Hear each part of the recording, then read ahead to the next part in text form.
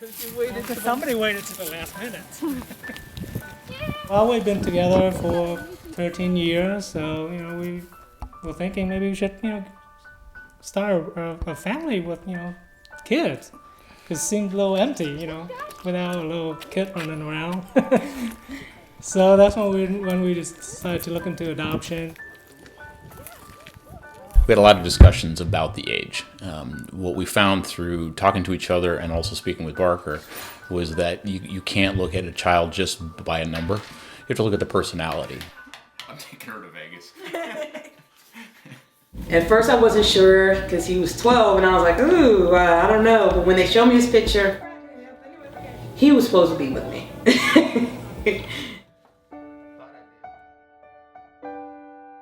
The mission of the Barker Adoption Foundation is to provide lifelong services to all members of the adoption circle. We have programs for kids that are infants, we have programs for kids that are waiting internationally to find homes, and we also have our older child program, which is this Project Wait No Longer, which is really focused on placing kids that are in the foster care system and waiting in the public foster care system for adoptive families.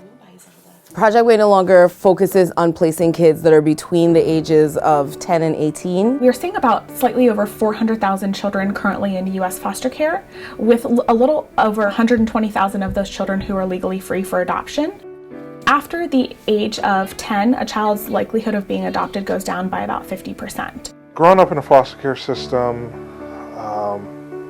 at times was tumultuous, but one thing that was sort of consistent was that there was no consistency. By not having a family, I missed out on a lot of traditions. At Christmas or Thanksgiving, there was nothing that sort of happened each year that you could look forward to. Our initial age range was younger. Now that we've adopted her, I wouldn't change a thing. So she was an immediate addition to the family. Being at the age she was able to fit right in naturally. With an older child, they're better equipped to express their own feelings and to make their wishes known. And I think it helps. When they're so young, they don't really comprehend what they're going through. When they're older, you can help them think through things, and they can start to understand, the whole process and why things are happening. Some of the challenges that we do tend to see in the beginning are kids kind of pushing and testing those limits to see, do you really love me? Do you really care? And what they've realized in their past is that most families will give up on them. Most families will run away. And when that child is constantly testing our families, it may test their patience a bit, but it's really to say, do you love me? Are you here for me? Are you going to be here for me every day? My biggest fear is once I messed up once, she would give up on me. And being with a stranger, I thought she wanted something from me. I really had no idea what I was getting myself into. Once they get over that hump, that's really when you can start to see the family flourish and that child begins to trust that family. It's just an opportunity for everybody to get to know each other. And our families have to be really committed, and they have to really be proactive about seeking resources and getting the help that their kids need. I just want to bring up a concern.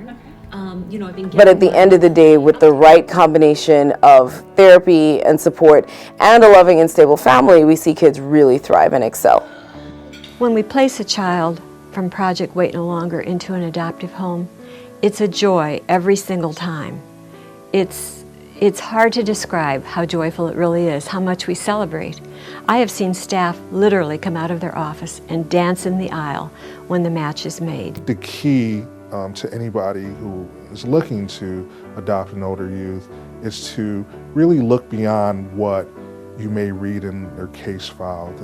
These kids are not their case files, they're individuals. And I think a lot of kids who grow up in the foster care system come from backgrounds where they've kind of grown up faster than most other kids their age, and they haven't done simple things like go to the zoo or different things like that. And I think it's an opportunity, even though they are a little older, that you can sort of watch them grow and watch them be comfortable as being kids. I remember the first time we saw Jamie's photo. And that's all we had initially to go on, was 2 or 3 photographs and the written description. And I still remember flying out to Oregon and driving up to the house that first day, realizing we were going to meet our daughter. You never know what a good feeling is until you are loved by somebody you've never even known before.